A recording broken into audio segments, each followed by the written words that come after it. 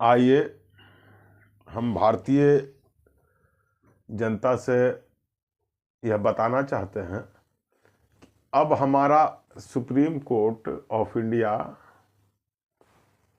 आम जनता को न्याय देने से भागने लगा है और झूठ भी बोलने लगा है, जो बहुत ही माने विचारणीय होना चाहिए हम लोगों के लिए कि एक सर्वोच्च संस्था, न्यायिक संस्था आम जनता को न्याय से वंचित करने के लिए यदि झूठ बोलने लगे, वो अभी भारत सरकार से, और भारत सरकार का विधि मंत्रालय जरा देखिए तो वह जानता है कि supreme court legal service committee झूठ बोल रही है, लेकिन कार्रवाई नहीं करता है।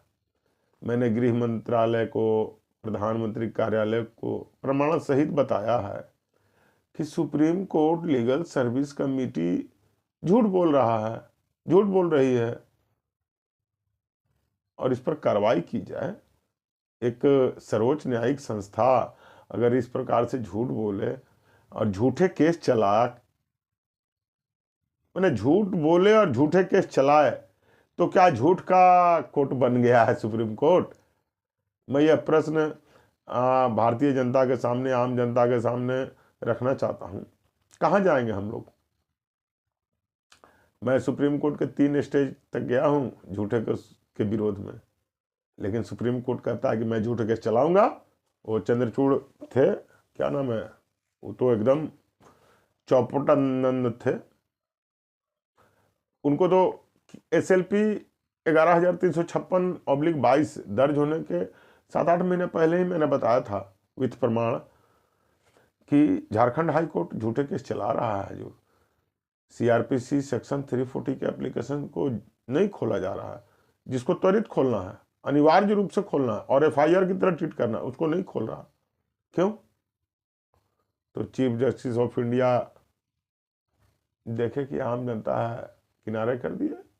अरे हमको ना किनारे कर दिया, आपने CRPC सेक्शन 340 किनारे कर दिया, मतलब कि आप झूठे केस चलाने की स्वीकृति दे दी न्यायपालिका में।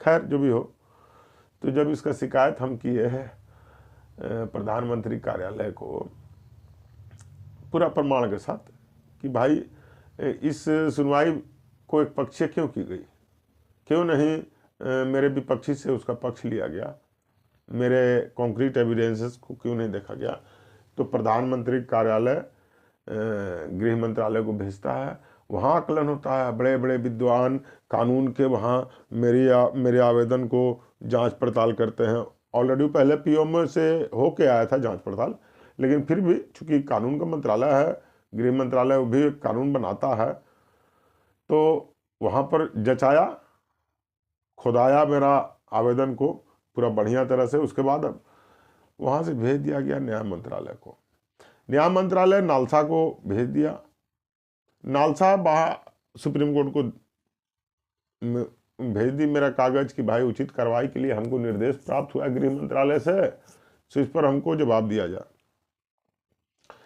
तब अब तो देखे चंद्रचूड़ की, अब तो हम गए काम से, अगर जवाब देते हैं तो उन्होंने क्या किया कि supreme court legal service committee के सेक्रेटरी को आदेश दिया कि इसको किसी प्रकार झूठ बोल के निकालो। ये आदमी सब जानता है, इसके साथ कोई वकील तो है नहीं, कोई क्या नाम है कपिल सिब्बल जैसे वकील हैं नहीं, और क्या नाम है मुकुल रोहतगी साहब ऐसे वकील हैं नहीं, बहुत बड़े बड़े वकील तो हैं नहीं, तो इसको लतिया दो किनारे, बोल दो इसको कि इसके, अब तो समझ में आ नहीं रहा था कि जवाब क्या दें।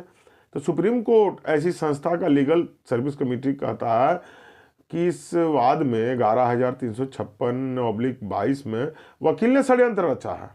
अच्छा, इसमें तो मैं सेल्फ था, वकील तो था ही नहीं, फिर इसमें वकील कहां से आ गया भाई? अब देखिए सुप्रीम कोर्ट का झूठ कहां से आ गया। अच्छा, मान लीजिए कि सुप्रीम कोर्ट का भाई बड़ा बड़ा आंख होता है, बड़ा बड़ा हाथ होता है, बड़ा बड़ा खोपड़ी भी होता है, उसको अगर मान लीजिए 11,356/22 के केस में, SLP में अगर कोई वकील नजर आया था, तो अब तक चुप क्यों है? उन वकील षड्यंत्रकारी वकीलों को क्या पब्लिक को मारने के लिए, पब्लिक में अराजकता फैलाने और षड्यंत्र रचने के लिए छोड़ रखा है सुप्रीम कोर्ट? ये बहुत गंभीर प्रश्न होना चाहिए विधि मंत्रालय जी, विधि मंत्री जी।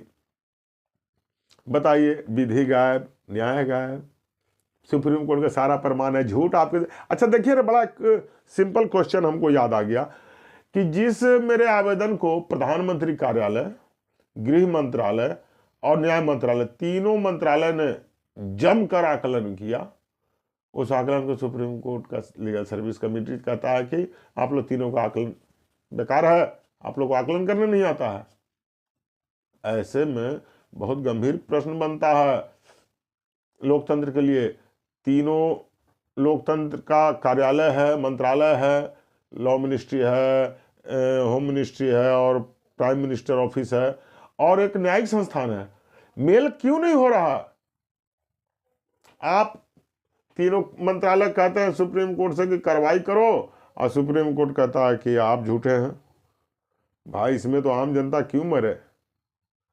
तो विधि मंत्री जी, आपसे प्रार्थना है, रिक्वेस्ट है, मंत्री के पद पर हैं तो विधि और न्याय दोनों का शासन स्थापित कीजिए और हमको नालसा, झालसा, ढालसा, फालसा में क्यों फंसा दिए?